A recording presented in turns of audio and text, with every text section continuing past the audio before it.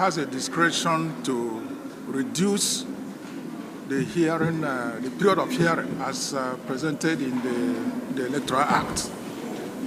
And that's what I've done, because if we are to be given our 7 weeks, it means that our petition will even expire.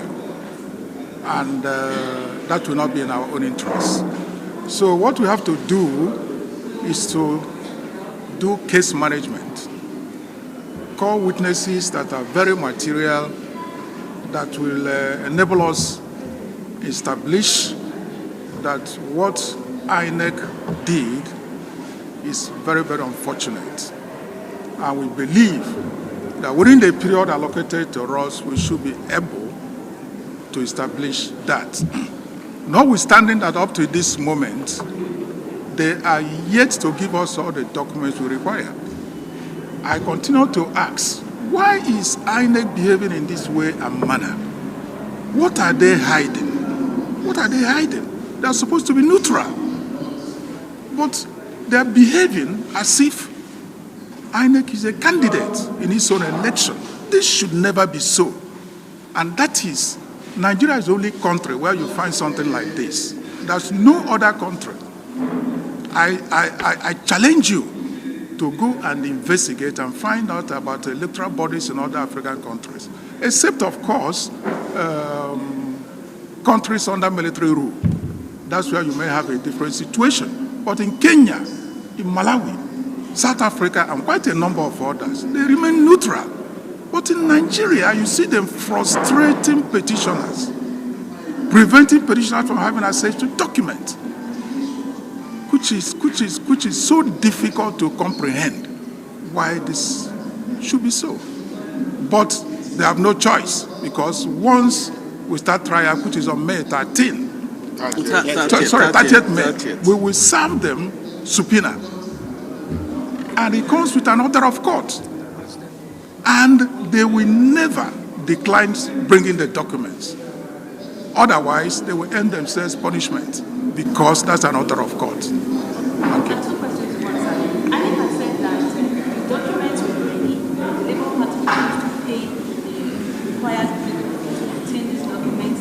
How do you react to that? And that question is, the tribunal has adjourned till 10th, that is after the deliberation. Supporters of the Labour Party actually hold that the deliberation that halted. So what do you say to them not to dampen their hope until 10th? You see, INEC is playing pranks and confusing the people. We at no time did we say we cannot pay. We have letters. I forgot to bring it to you, gentlemen of the press, today. 5 letters we wrote them, indicating that we are ready to pay, to collect the documents. When I'm coming here some other time, I will bring the letters duly received and endorsed by INEC. Why are they telling lies to say that we couldn't pay? This is very, very, very unfortunate.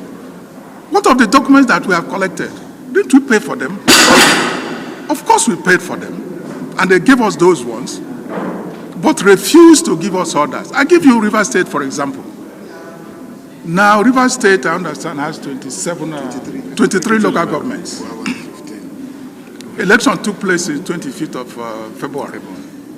Now, a few days ago, when they gave us 15 results. 15. They are yet to complete the results. Close to 3 months since after the election. You can find out. Why are they holding on to those results? Is it not for manipulation? Of course it's for manipulation. When they are done with manipulation, they will not release them. If they have nothing to hide, why not release all the results? Why not release them? Even 1 month after the election. Why is it so difficult for INEC to release the results rather than playing one prank or the other? You know, until we get into trial, we are going to expose them. We will certainly expose them. And I assure you this trial will be, the advocacy will be very robust. We will expose them. We will expose them. There's no hiding place. I assure you.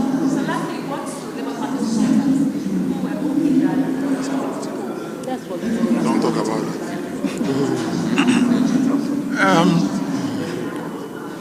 You see, we do not want to jump into a situation where we'll be chasing shadow and our petition will expire. We don't want to do that. The important thing is, at the end of the day, if the court rules in favor of our petition, that somebody is right there on seat, does not mean anything. You will be taken away from the seat. It has happened in Malawi. It has happened in Kenya. These are smaller countries than Nigeria. So I don't see why it cannot happen in our country. Because we will always get our feet wrong. That's the problem.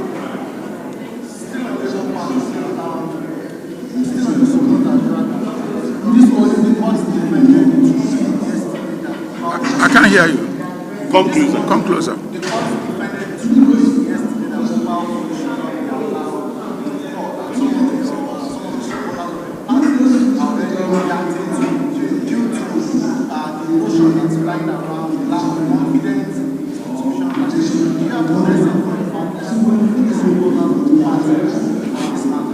You see, we don't normally go back to what has been done. We are looking forward to how to prove our petition, and we believe we are going to prove it. Because if at the end of the day, I said before, the court rules that somebody who is there under the law should not be there, of course, the court will remove him. What is important is the issue of courage. And that's it.